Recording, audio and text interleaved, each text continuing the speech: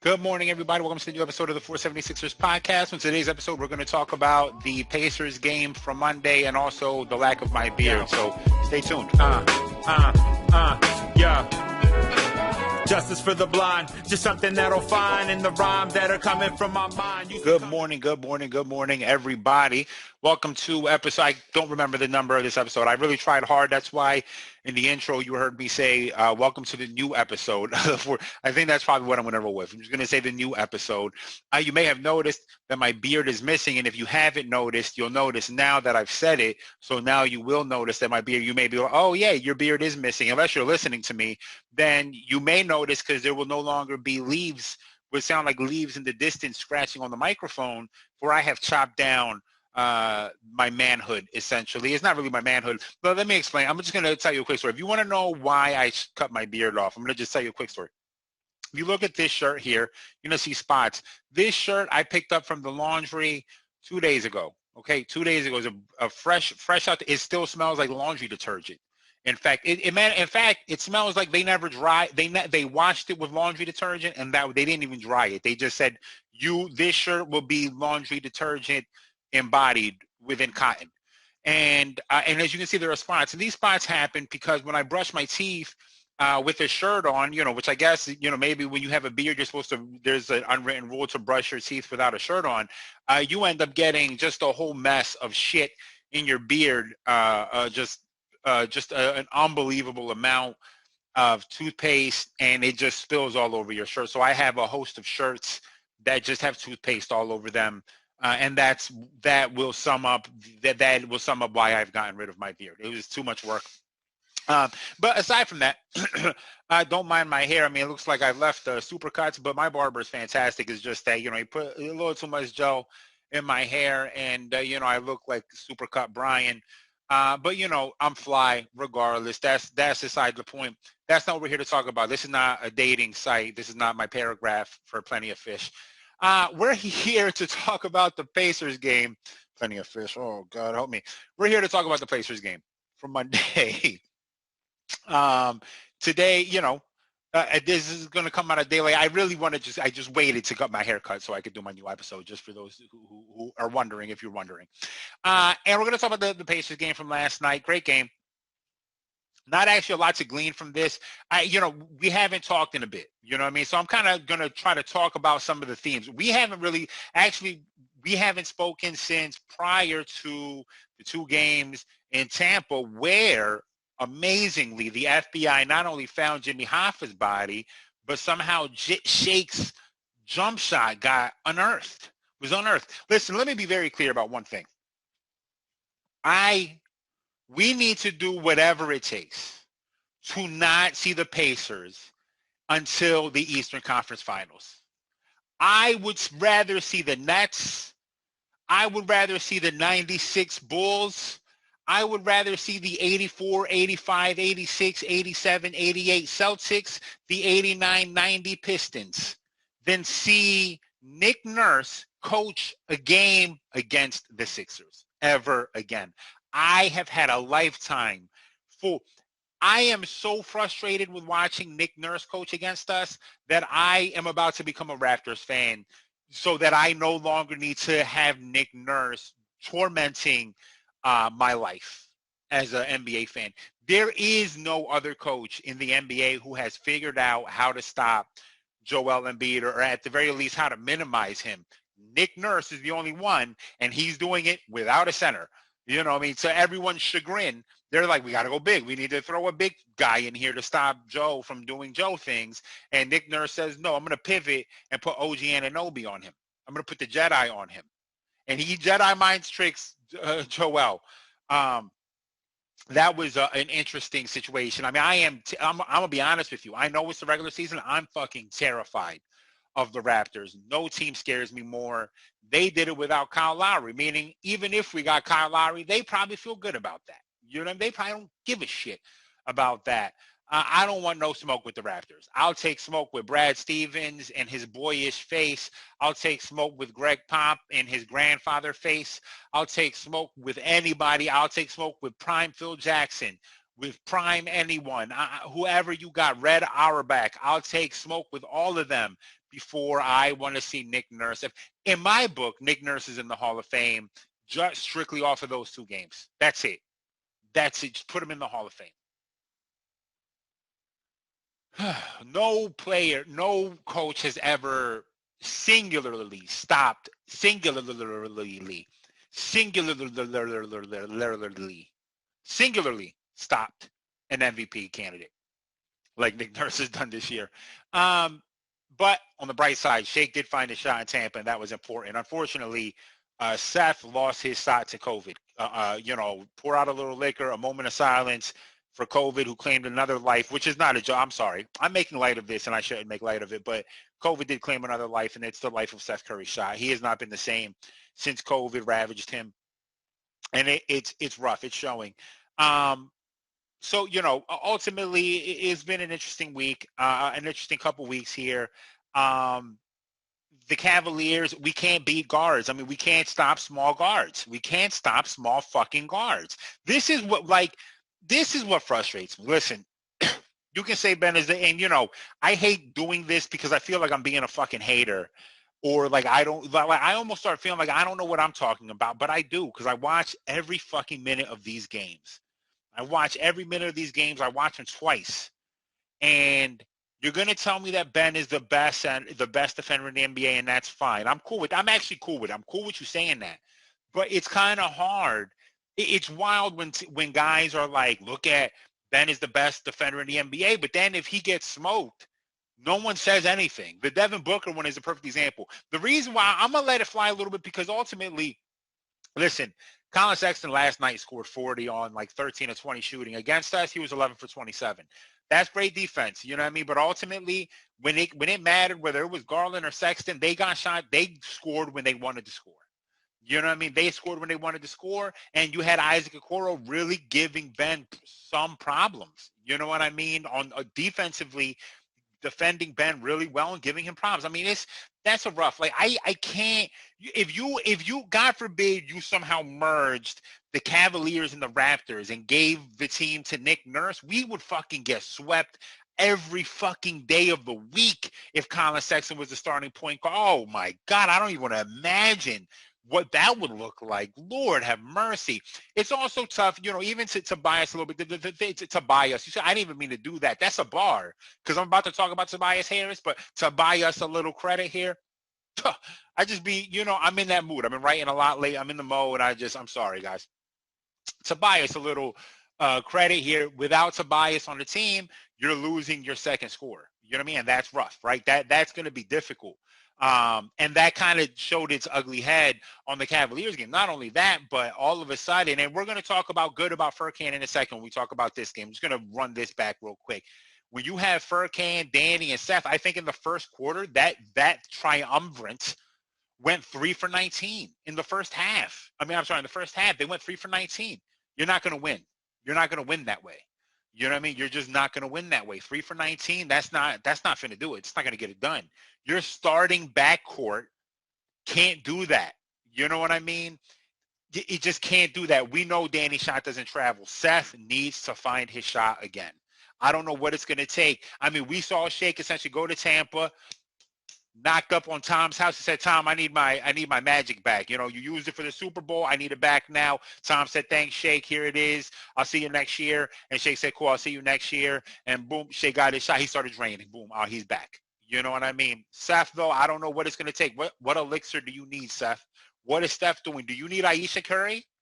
I don't, I was about to go dark. I'm not going to go dark here on this joke. What do you need? Do you need Steph's life? I don't know. You know what I mean? Anyway, so that kind of tells the story about the Cavaliers game. You know what I mean? We have trouble guarding undersized guards. It's always been a problem. And when your backcourt is going to be trashed that way, there's not a whole lot you can do. And when your bench isn't going to score a ton, there's not a whole lot you're going to be able to do. You know what I mean? Unfortunately.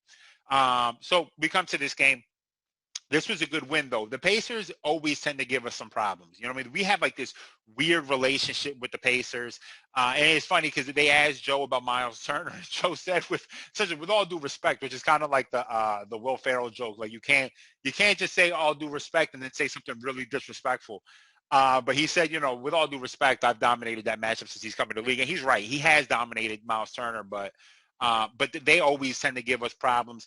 The Pacers team is struggling right now because they're missing two big scorers, right? They lost Oladipo for Karras. Karras hasn't come back. I think he'll be back after the All-Star break. I'm not sure when TJ Warren is coming back. That right there is about 40 points combined.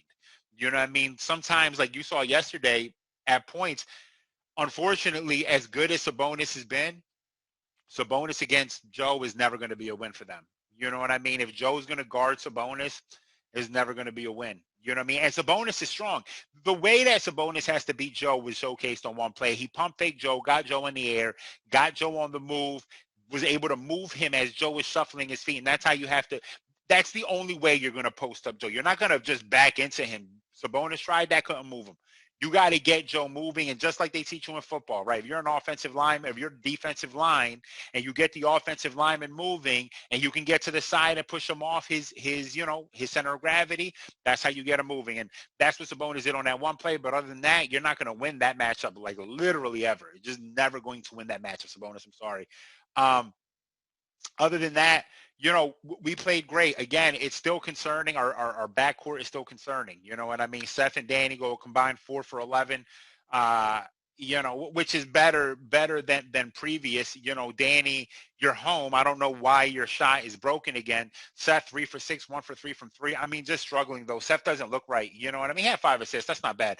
But he just doesn't look right. This is not the Seth. This is not pre-COVID Seth. Pre-COVID Seth, I was arguing was a most improved candidate. You know what I mean? Now, we must improve candidate. He's a candidate who must improve, so I don't know what we're going to do about that. Danny, I'm not too worried about Danny. I mean, Danny's streaky. At this point in his career, Danny is streaky. Seth can't be streaky. We can't have Seth being streaky. Danny is going to be streaky. I think that Doc went with the right lineup yesterday too, putting Mike Scott. I as soon as I saw Furkan starting against the against the Cavaliers, I knew we were fucked that game. You have the poor man's Tobias Harris and Mike Scott, essentially the poorest man's Tobias. Why wouldn't you just start Mike Scott then? You lose Tobias, and now you got a poor man's Tobias. Boom, slot him in. You know what I mean? He played really, really well yesterday. I like Mike Scott a lot, man. He gives us a lot. We need to find ways to get him more minutes off the bench. You know what I mean? I just feel like when you shorten the rotation to 8 guys in the playoffs, he needs to be one of those guys, in my opinion. You know what I mean? I don't know, man. Like, I don't know, especially, we'll talk about that in a second. So anyway, Mike Scott played well, man. I was really happy with how he looked. The 4 steals, he had a career high in steals, 4 rebounds, 11 points. Joe just dominant. You know what I mean? Joe was just dominant. What are you going to do? 24, 13, and 5. If Joe's going to play games like that, and he did that, in 26 minutes, I think it is. I mean, just the production is out of this fucking world. 27 minutes. Just dominant, defensively dominant. You know what I mean? We came out yesterday pissed, and it was clear right off the rip. You know what I mean? That first half, we were so aggressive on defense. I mean, I couldn't even believe it. The way we were playing defense yesterday in that first half is championship defense. It's that defense where no offense could get comfortable here. There's no offense. I don't give a shit if you're the Nets. You are not going to get comfortable if the defense is going to be this aggressive, is going to be flying around. I think Mike Scott does bring that. Tobias helps that when he's in the game. Tobias is an involved defender. Furkan can play defense well at times, but not at a starting level. He just can't be starting. And Seth tries. He works on defense. He just gets beat typically because he's too small. Obviously, we know Danny is a proven lockdown guy. So when you're playing like there's nothing you can do. And yesterday was really what was interesting to me yesterday was refs did not want to give Joe calls. You know what I mean? Three free throws. I mean, that's almost a career low, right? It's like a season low for him. It's 3 free throws. And he still fucking dominated. Had a pull-up 3 off the whoop. Oh, that was filthy. I mean, he's been doing KD-like shots to me lately. You know what I mean? A couple times where I'm like, yo, that's just no reason why a center should be moving. I mean, multiple times a game I'm laughing. I'm just giggling because I can't believe how good he is. He's the MVP, and he's playing through injury more than he ever did in the past, which, that's like a bittersweet pill, right? Because you don't want a guy playing through injury, especially if it's bad, but things like ankles and shit like that, like those happen. Back is different. So I get the back thing. I can't hate on the back thing, but you twisted an ankle, a sore, come on, you play through that. You know what I mean? We're at the first break. We got to finish this strong because coming out the break, I think we played 5 and 7 nights, 5 games in 7 nights. That's 2 back-to-backs, bookended. You know what I mean? That's going to not be easy. So we got to finish strong. Seth, Seth played okay. Again, his shot is just missing. It's not wet right now. He's our best three-point shooter on the team, but over the last month, I'm almost certain Joel's our best three-point shooter on the team over the last month. Or Ben. Ben's the only one who's shooting 100% from three, son of a bitch. That three made me so fucking angry, let me tell you. Against the Cavaliers, no, I'm not gonna. The Cavaliers are so funny because last year when I did the chalk it, and I mentioned this on the Cavaliers game earlier this year, we've lost 3 straight games to the Cavaliers, all embarrassingly. The last game was a blowout. The first game this year was a blowout, and then this fucking game. You know what I mean? Can't beat the Cavs, struggle against Nick Nurse, put those two together, and it's an amalgamation. You know what I mean? Let's just amalgamation of fuck. Ben played great yesterday. 4 turnovers, uncharacteristic of him to only have 2 assists and 4 turnovers. But again, a lot of guys were missing shots. The guys in the starting lineup are not necessarily hitting shots, but I thought he found ways to be aggressive still. Thought he played great defense yesterday. I mean, was swarming. Malcolm Brogdon couldn't really get comfortable. A few times he got switched off. Just swarming. They don't have the scorers. The Pacers don't have the scorers right now to play with us. T.J. Warren would have given us 50, I'm sure, because that's what T.J. Warren does. But without that, it's not you can do. Ben played great. Ben's been playing great. Let me be clear. Ben's been playing great over the last 3 weeks. And it's been needed. You know what I mean? Ever since that Utah game when he scored 42, after he came back from the injury, he's been on a tear, looking for his own shot more, passing it out a tiny bit less, just not running in blindly, only to jump, turn, and pass it out, actually looking to finish. And then the free throw shooting.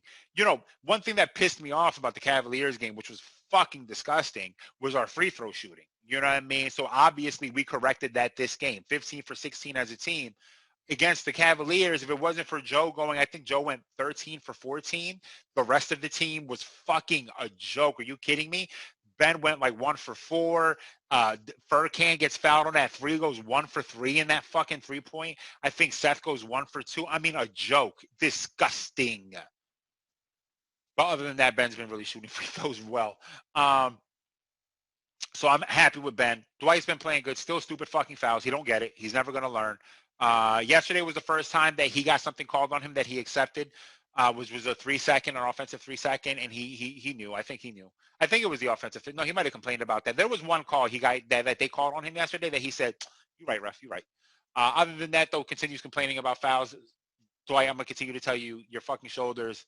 You don't have control. You just don't know. Maybe you don't know. You know what I mean? Maybe you don't. You're like a sociopath. Like a serial killer who's like, I've killed in a serial fashion, and I think I'm right, but he doesn't know better. It's not completely his fault. Like, it is his fault because it's evil, but it's not completely his fault because he really thinks that he's doing that. The dog is Jesus, and whatever.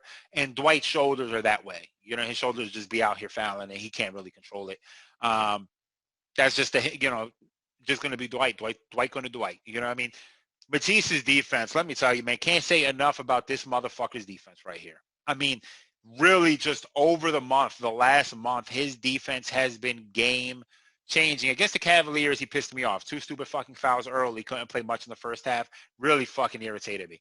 But other than that, I hate the Cavaliers. I just hate them. Other than that, though, Matisse's defense has been fantastic. You know what I mean? Truly game-changing, game-breaking, difference-making, making plays, making good passes ahead. Look at 3 assists, 1 rebound. We need Matisse to make threes, of course. That's without a question. You know what I mean? Like, he 0 for 3 from 3 is going to be rough. You know what I mean? That's going to be rough. But the way he's playing defense, we can get by on that. When we play a team like that, when we play the Nets, that's going to be a little rough to eat. We're going to need more scoring. We're going to need his defense. We're going to need him to score. You know what I mean? So we'll see. Shake, wow. One thing that Shake has been doing, let me actually stop joking about how he found his shot next to Jimmy Hoffa's body or how Tom Brady gave it back to him. The truth is, what Shake's been doing is he actually simplified his game a bit. He didn't simplify it. He changed it. He has found comfort in the middle areas, almost Chris Paul-like, but not really, because he gets closer to the rim. Chris Paul likes to operate in that 15-foot, area. Shake, instead of just going to the rim every time, he's been stopping 6, 7 feet from the basket and just soft touching it into the rim. Just a soft touch. Not even a floater, a pull-up. And because he's a bigger guard, most guys guarding him, he does tend to be a little bit bigger, longer than them, and it's working. And that's really how that's how he got his shot back. You know what I mean? If we're being honest, is that he essentially said, okay, I can't rely on my 3-point shot right now. Time for me to get to the rim. You know what I mean? It's time for me to get to the rim. I got to read something here. Hold on.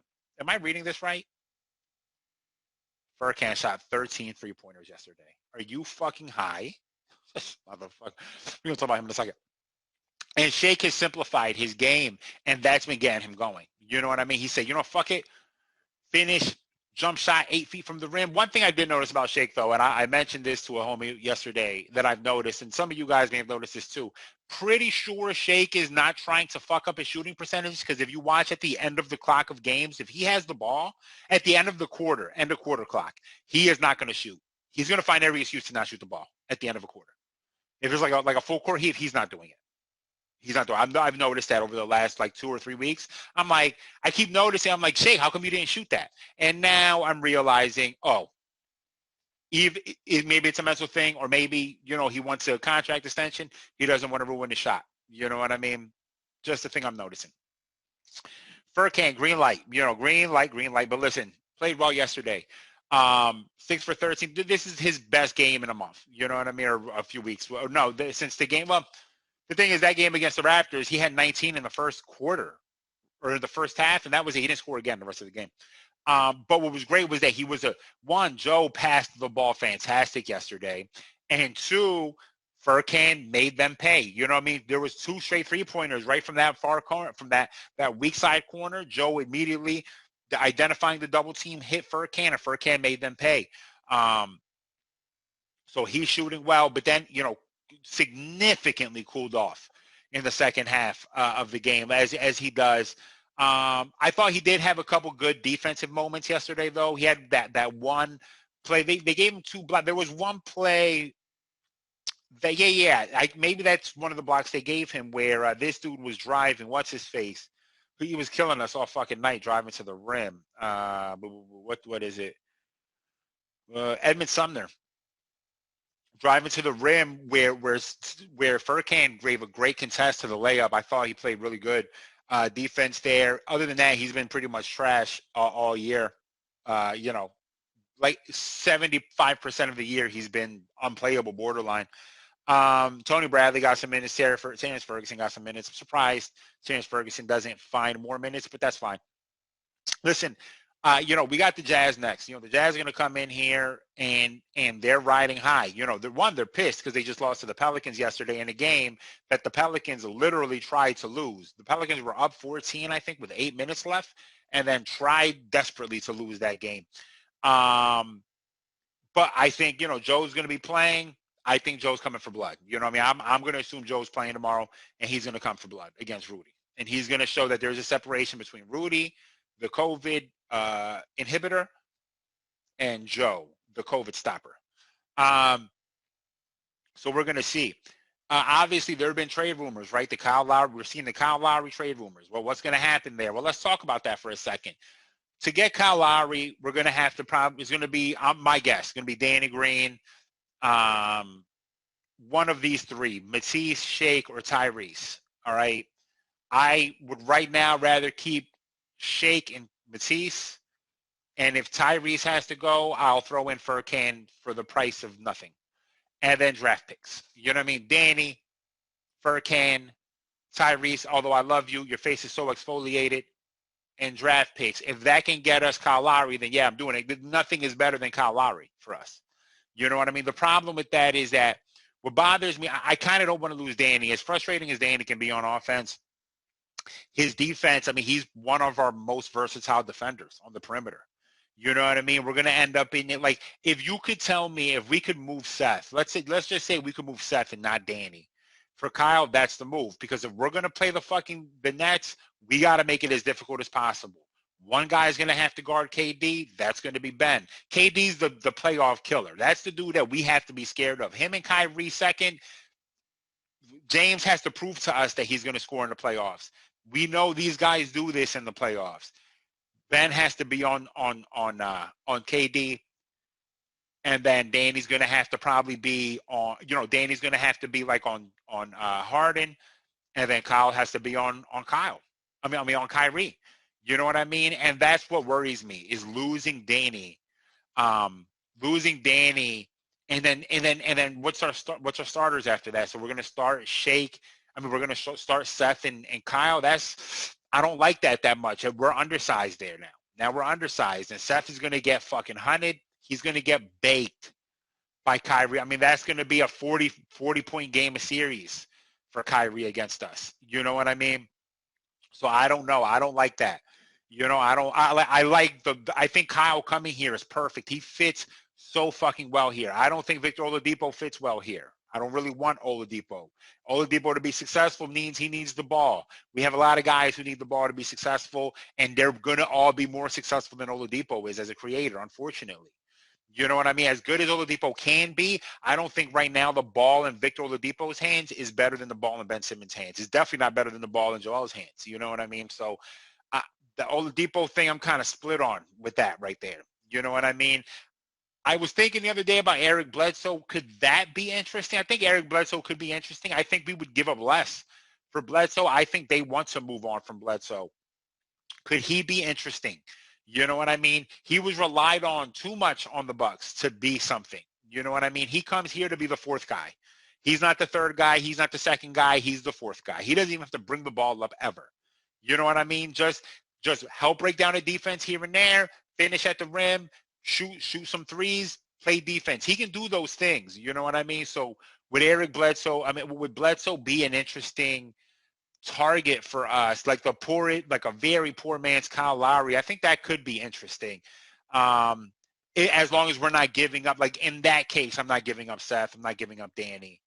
You know what I mean?